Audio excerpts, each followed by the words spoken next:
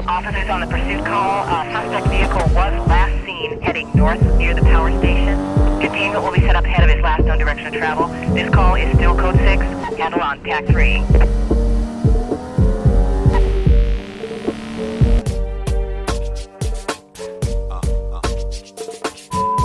Good morning, good evening, good day, whatever it is. Today we're going to be doing a 370Z akebono big brake conversion for the S14. This side is done, so there you go. This is going to be the new setup, and I'll kind of go over everything. Let's kind of get started on how to go about doing this and what you're going to need. Let's get nice and comfortable. So this is kind of where you start your conversion process at. You're going to take everything off until you have your bare hubs, and that's kind of your starting point. So you're going to have to remove your caliper. You're going to have to remove your caliper. You're going to have to remove your rotor, your dust shield, and if you have any spacers, I had a 1/2-inch spacer, you're going to have to remove that. Once you have the spacer, rotor, caliper off, in that order, you can either take the hub off and remove the dust shield entirely. That's what I did. I mean, the previous owner had cut it like that. That's fine, but I just didn't like that being on the back of the hubs, especially the new hubs. So you can either cut the dust shield or you can remove it entirely. If you cut them, you don't have to take the hubs off. If you don't cut them, and you want to remove them, then you do have to take the hubs off. So once you have all of this off, then you can start your conversion process. And this is what you're going to need. So you're going to need 370Z calipers, rotors, and pads. You are going to need the conversion kit from Concept Z Performance. That's the part number. This part number is for the kit. The kit comes with hardware, spacers, and bracket. And that's all that it comes with, no instructions. And then you're also going to need the line. Stop Touch makes them. You can get this from Concept Z Performance as well. Part numbers. And this line goes from here to the caliper. It's replacing the actual in wheel well line. Once you have all of this, you can start your conversion. Now, the conversion kit comes with these two spacers. I have found that for my application, this is a 96 S14 non-ABS, that I do not need those.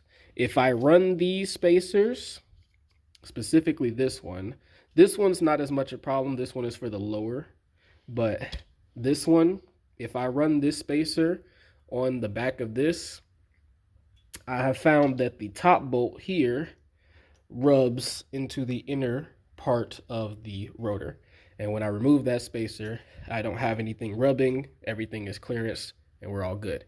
So for the 96 S14 non-ABS models, if you have anything similar, you do not need these.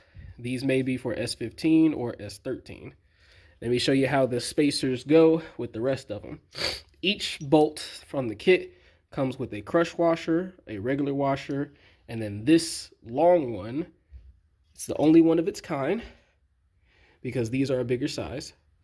This long one is the only one that comes with this piece. This piece is the top mount for the actual caliper or the actual bracket. Let me show you how these go together. So your bracket is going to mount like so. Boom. Boom. Boom. Okay? And then these are the way that the bolts go. So this is how I have the bolts set up on the other side, and this is how you would set it up. So you have the bottom one, which was that small one. It's the smallest of these two. You have the bolt, crush washer, regular washer, hub, bracket on the back, and that goes in. And then the top one is the long one. Same thing, bolt, crush washer, regular washer, and then you have this big spacer here. This kit is supposed to angle this groove this way, because these are rounded and the top one goes here, so it fits snugly in this area. Don't fully tighten this one down until you mount the caliper, so you can make sure that this is lined up correctly. So with this being said, I'm going to hard mount these two bolts and then we're going to come back. All right, so I got these in. Remember, crush washer, regular washer, knuckle, bracket, bolt, crush washer, regular washer, spacer, bracket. These bolt, crush washer, regular washer, these come in through the back. So it's crush washer, regular washer, bracket, caliper. And now you can kind of see it a little making sense. So the next thing is to just kind of sit these in there because you're going to have to do some finagling with mounting the caliper here and the rotor. The rotor would be first, so here we go. But since we want to tighten this down, you want to make sure that you can get the caliper in this right spot, have this lined up, then take it back off, tighten this, and then you put the rotor on and then put the caliper on to hard mount it all together. So caliper first, we're going to do the test fit, make sure that this is lined up, or if we have to adjust it like so, then we'll tighten that bolt down. This one's already tightened. And once we do that, take the caliper back off, pop the rotor on, and then hard mount the caliper. All right, so this is what I was talking about. I didn't completely mount it because you can kind of see it now. Boom. This is why you want to wait until you have the caliper on here, because this is going to line itself up. Then you can tighten this down. But if you tighten this down first, then you're going to be playing the whole tighten, loosen, switch it up a little bit, put the caliper back on. Oh, nope, that's hitting. Take the caliper off, loosen this. Like, just saves you a bunch of extra steps. So now that that is on there and we can see that it's put itself where it's supposed to be, you can go ahead, pop on a socket here, tighten this one down, and then you can take the caliper back off, pop the rotor on, because the rotor needs to be on before you can put the caliper on. And since you now know that the caliper fits, you're good to go. These are 18s, by the way, and on the back these are 21s, so just to keep that in mind as well. I'm gonna try to capture this. So we got the rotor mounted, I got the spacer on there because that's the way to kind of tighten it down. I'll get into the spacers when we go to putting the wheel on, but the one that I wanted to capture is, you see how this bolt is in here? The clearance between this bolt and the hub is very small. Right now, we clear perfectly fine. But when I had this spacer on here, that pushed this bolt outwards just enough to rub into the the rotor, and we would get a grinding. So I don't think that we need those, because once I took them off, everything cleared fine. So that's that. Now that we have the hub on here, we can put the caliper on. And then before I do that, just for now, we're going to switch the lines out. So I'm going to switch out this portion. It's just a 10 millimeter. Get rid of the stock line that's on the Z side of it. And you're going to replace it with this one. It's going to fit just like that. I'm going to jump cut to it being on there. So old line off, new line on. You're going to run it like this. 2 washers, one on this side, one on this side, bolt, and this in between.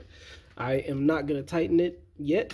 When I'll tighten it once we have everything mounted so that it can swivel into the place it's supposed to be. We got the caliper back on, we got the rotor on, and now you can see that we are in pretty much the same setup that's on the other side. Everything lines up. You can see that we have the bolts in, top one, bottom one.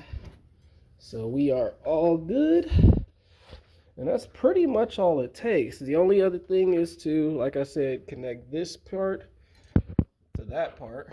And then, of course, you got to bleed your brakes for the fronts. After that, these have 2 bleeders. You have this one, and you have this one as well. And I think, I'm not sure, but I think that these caps are replacement caps for these, but they only gave 2. So I don't know what's up with that. But yeah, you got 2 bleeders now to deal with on both sides of both calipers. So make sure you bleed them properly. But this is pretty much the setup. Now the last thing, just like I said, I'll get onto the spacers. So my wheels are 19-inch wheels. And previously I had ran the extended studs with the spacer. And this spacer is a 1/2 inch. And that was to clear the coilover. I had Megan Racing at the time. These are new. But the wheel was digging into this area. And it was just ever so slightly digging in. So I got a 1/2 inch spacer. Well, when I test fitted the wheel onto this setup, found out that it does clear width-wise. 18s are probably the best you can go in terms of low size. It'll have to be 18 or higher. I don't think 17s will clear this setup, but 19s clear width-wise, but I wasn't clearing the actual, I don't know what thickness of the caliper. I was ever so slightly rubbing across the top of it. So I decided to get another 1/2 inch spacer. That's the difference. And now my wheels fit. Let me show you what that looks like. Look at how much this clears now. We barely have clearance. That's a fingernail. We barely have clearance. And that's with the 1-inch spacer. So be prepared to space out your wheels unless you have that type of offset. This is what I mean when I say that the 19s clear here. You can probably go to 18 because that is about an inch gap, but 17s probably won't cut it. It also fills up the wheel well pretty damn good. And we're rolling. I like the fact that I got the 370Z Nismo ones because I got the black with the Nissan on it as opposed to just getting regular just straight silver ones. But I do know they also got the red ones with the white or black lettering, but I just feel a little bit better.